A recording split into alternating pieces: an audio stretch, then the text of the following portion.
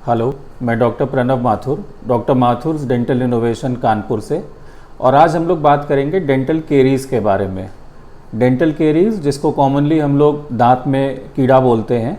तो आज हम लोग बात करेंगे कि दांत में कीड़ा क्यों लगता है, उसके क्या क्या कारण होते हैं, और जब दांत में कीड़ा लग जाता है तो वो कैसा दिखाई देता है, और लास्टली उसका ट्रीटमेंट क्या है।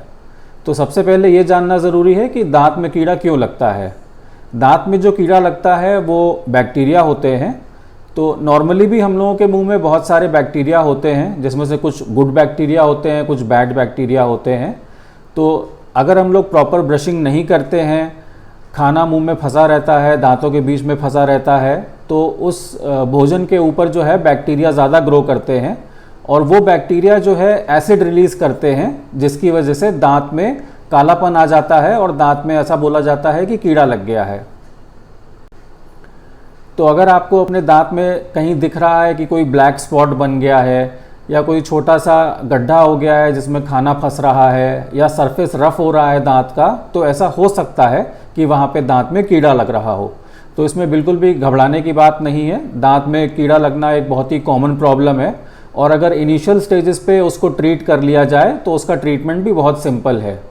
नॉर्मली लोग क्या करते हैं कि दांत में कीड़ा लग जाता है, दांत काला हो जाता है या खोखला हो जाता है, मगर फिर भी वो जो है डेंटिस्ट को जाके नहीं दिखाते हैं, ये सोच करके कि अभी तो इसमें कोई दर्द नहीं हो रहा है, जब हमारे दांत में दर्द होगा तब हम दिखाने जाएंगे।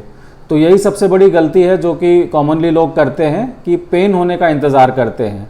जब दांत में पेन होने लग रहा है तो उसका मतलब है कि वो जो दांत में कीड़ा लगा है वो दांत की नस तक अंदर चला गया है, और फिर जो है उसका ट्रीटमेंट लंबा हो जाता है। तो हम लोग कैसे अवॉइड कर सकते हैं कि हमारे दांत में कीड़ा ना लगे। तो उसके लिए सबसे पहले तो ये है कि हमें प्रॉपर ब्रशिंग करनी चाहिए। एक बार सुबह और एक बार रात को डिनर करने के बाद हमको ब्रश करने के बाद ही सोना चाहिए।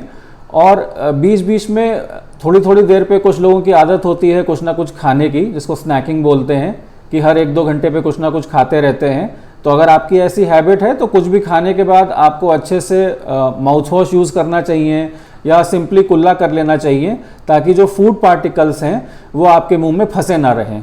क्योंकि जितना ज़्यादा फूड पार्टिकल आपके मुंह में फंसेगा उतना ज़्यादा बैक्टीरिया ग्रो करेगा, और उससे आपके डेंटल केरीज होगी और कैविटी बनेगी।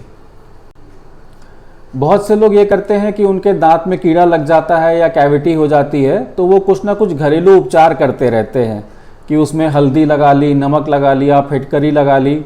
मगर मैं ये बताना चाहूँगा कि इन सब चीज़ों का कोई भी फ़ायदा नहीं होता है। अगर आपके दांत में कैविटी हो गई है और कीड़ा लग गया है, तो फिर आपको डेंटिस्ट को ही दिखाना चाहिए और उसको डिले नहीं करना चाहिए। क्योंकि अगर इनिशियल स्टेजेस में आपने दिखा लिया तो वो कैविटी जो है सिंपली एक नॉर्मल फिलिंग से ठीक हो जाती है, और उसमें ज़्यादा कुछ नहीं करना पड़ता है। फिलिंग में टाइम भी कम लगता है, पैसे भी कम लगते हैं, और कोई तकलीफ भी नहीं होती है। और वही अगर हम उस ट्रीटमेंट को डिले करते रहें कि जब दर्द होगा तब दिखाएंगे, तो नॉर्मली दर्द होने के बाद जो है उस दांत में फिर रूट कैनाल ट्रीटमेंट करवाना पड़ता है, और रूट कैनाल के बाद कैप भी लगवानी पड़ती है।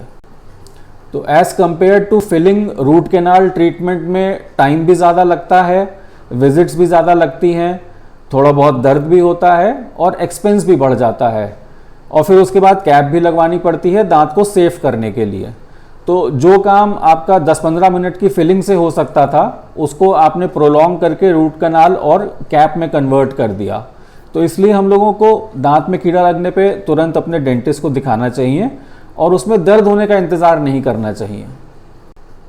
तो हमारे दांत में जब भी कोई कैविटी होती है या कीड़ा लगता है और हम डेंटिस्ट के पास जाते हैं, तो सबसे पहले वो उसे क्लिनिकली एग्जामिन करते हैं, और फिर अगर उनको ज़रूरत लगती है तो उसका वो एक एक्सरे लेते हैं।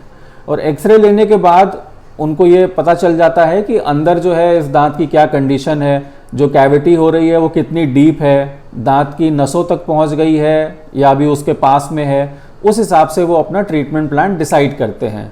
तो जो भी ट्रीटमेंट प्लान आपके डेंटिस्ट डिसाइड करें, आपको वो ट्रीटमेंट करवा लेना चाहिए, ताकि आपका दांत जो है हेल्दी रहे। अगर इस टॉपिक के बारे में आपके मन में कोई भी सवाल है तो आप कमेंट सेक्शन में लिखकर हमसे पूछ सकते हैं।